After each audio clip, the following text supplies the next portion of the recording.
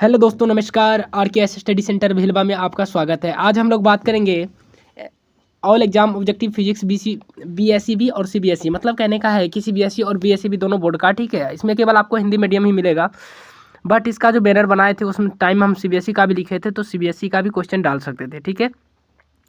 अगर आपको ये वीडियो अच्छा लगे तो लाइक कीजिए, और चैनल पर नए हैं तो चैनल को सब्सक्राइब करके बेल आइकन को प्रेस कर दीजिए, जिससे आपको हमारे वीडियो की नोटिफिकेशन समय समय पर मिलती रहेगा। और इससे 10th वाले का जितना भी ऑब्जेक्टिव अब की बार 2025 में एग्जाम होने वाले हैं, उसके सभी का ऑब्जेक्टिव भी अपलोड कर दिया जाएगा, ठीक है। और बहुत ही अच्छे से आपको समझाया भी जाएगा, तो इससे अपने दोस्तों को अवश्य शेयर कीजिए, ठीक है।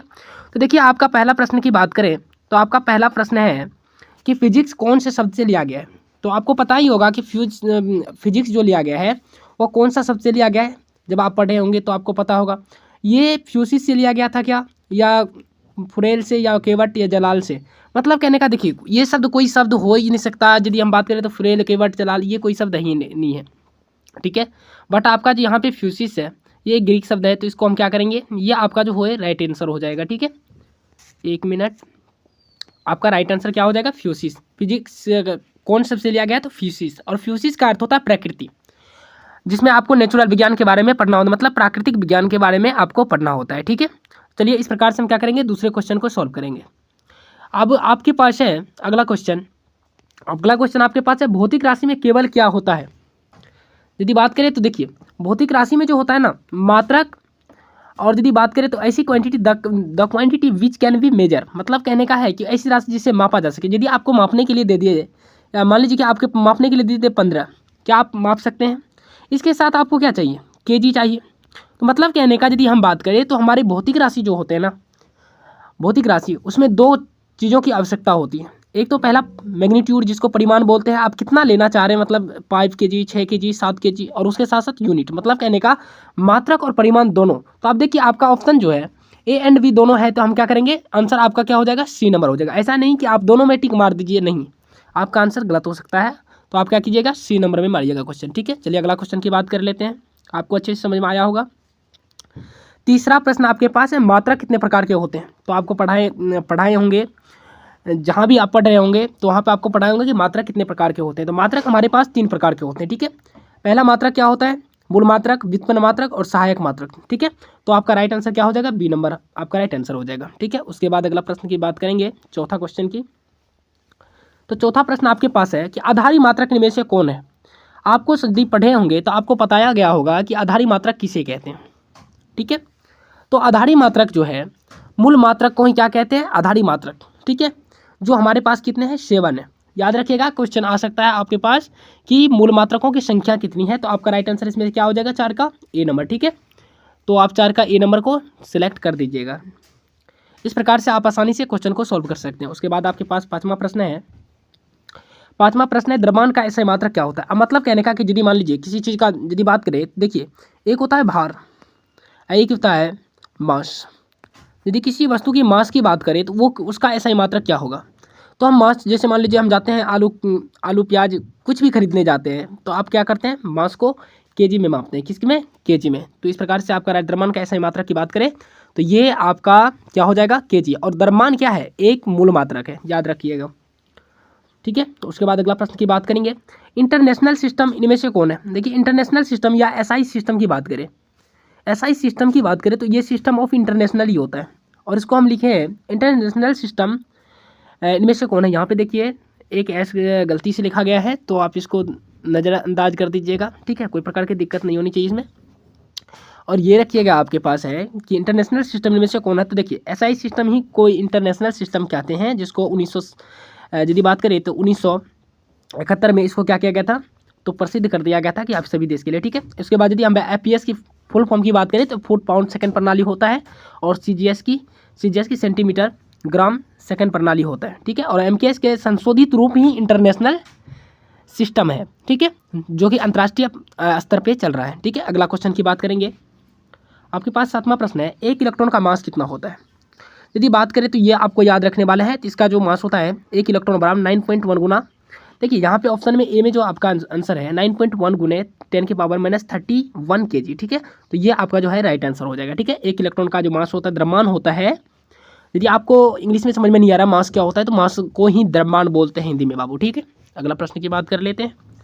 आपके पास अगला प्रश्न है कि 1 HP, एक अश्व शक्ति बराबर क्या होता है?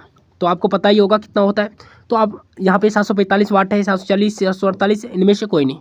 तो आपका जो राइट आंसर हो जाएगा वो बी नंबर हो जाएगा कि 740 वाट होता है 1 HP बराबर, ठीक है, एक अश्व शक्ति बराबर। उसके बाद अगला प्रश्न की बात करेंगे। अगला प्रश्न आपके पास है कि शुद्ध सोना, 1 मिनट रुक जाइए, आपका मतलब कहने का है कि यहाँ पे शुद्ध सोना कितने कैरेट का होता है, ठीक है। यदि शुद्ध सोना की कैरेट की बात करें तो देखिए क्या होता है, 24 कैरेट का होता है, ठीक है। तो 24 कैरेट का जो आपका होता है, तो आपका इसमें से बोल रहा है कि ग्राम कितना होता है, मतलब कहने का यदि हम बात करें तो ग्राम में, तो आपका राइट आंसर क्या हो जाएगा, यहाँ पे देखिए 4.1 ग्राम हो जाएगा, ठीक है। 4.1 ग्राम आप कैलकुलेट कर सकते हैं। आपको क्या करना है, कैलकुलेट करने के लिए 24 कैरेट बराबर शुद्ध सोना होता है ना, तो आपको क्या करना है, 24 कैरेट गुना कर दीजिएगा, उसमें ग्राम से गुना कर दीजिएगा यदि बात करें तो, ठीक है। उसके बाद अगला प्रश्न की बात कर लेते हैं। आपके पास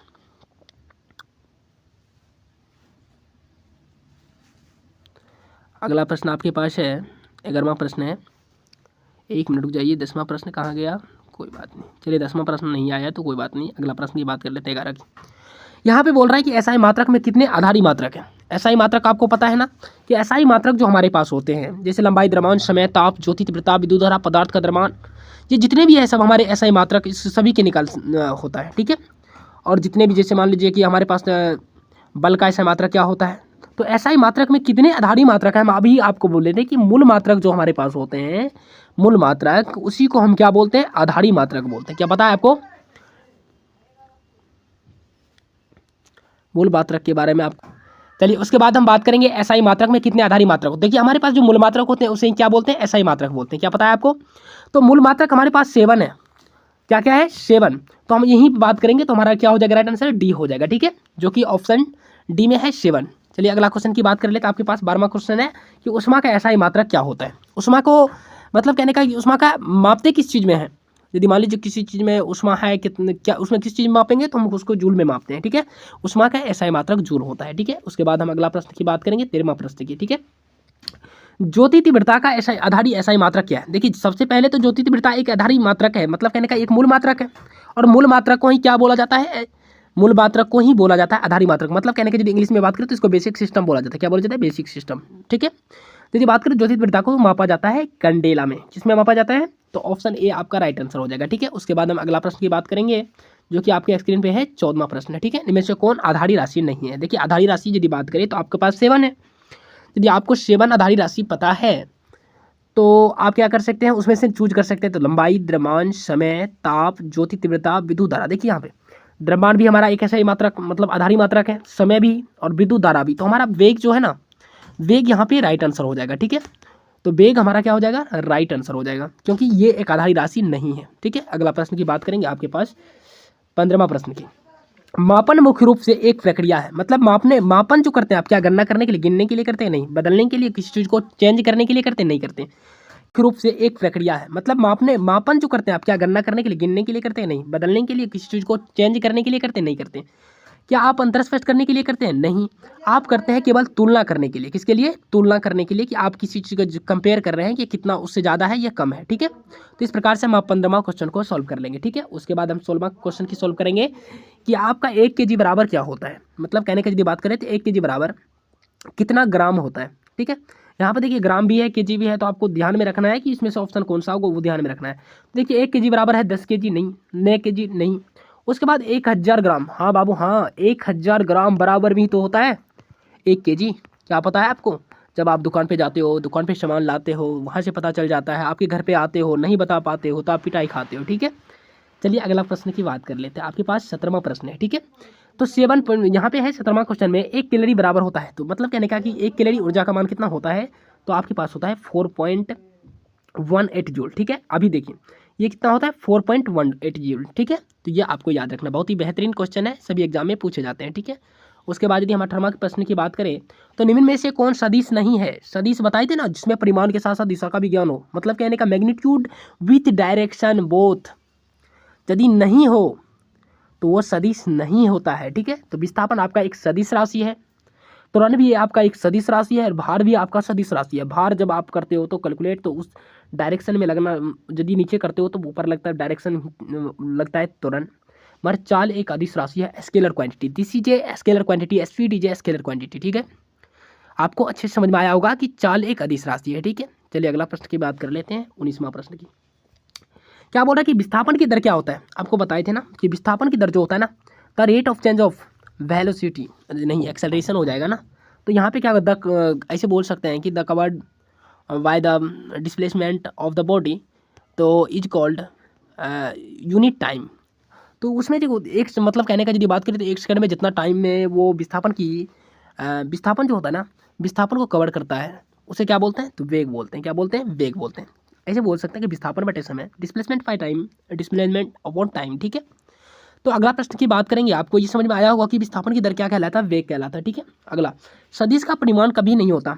तो सदिश का मान हम बताए थे, शून्य हो सकता है, धनात्मक हो सकता है, ऋणात्मक हो सकता है, भिन्नांक कभी नहीं हो सकता। ठीक है, तो आपका जो इसमें से राइट आंसर हो जाएगा वो हो जाएगा भिन्नांक, मतलब बी नंबर आपका राइट आंसर सही है। ठीक है, ठीक है, तो चलिए अगला बात करते हैं आपके लिए कि आपको यदि ये वीडियो अच्छा लगा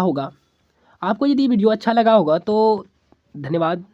thank you for watching, thank you for watching my video. ठीक है, यदि आपको ये वीडियो अच्छा लगा होगा तो आप लाइक कीजिए, शेयर कीजिए अपने दोस्तों में, और अपने दोस्तों को बताइए कि ये क्लास आपके लिए बेहतरीन है और आपके लिए ऐसे ही वीडियो हम लाते रहेंगे RKS स्टडी सेंटर में। तो चलिए आज के लिए इतना ही, धन्यवाद।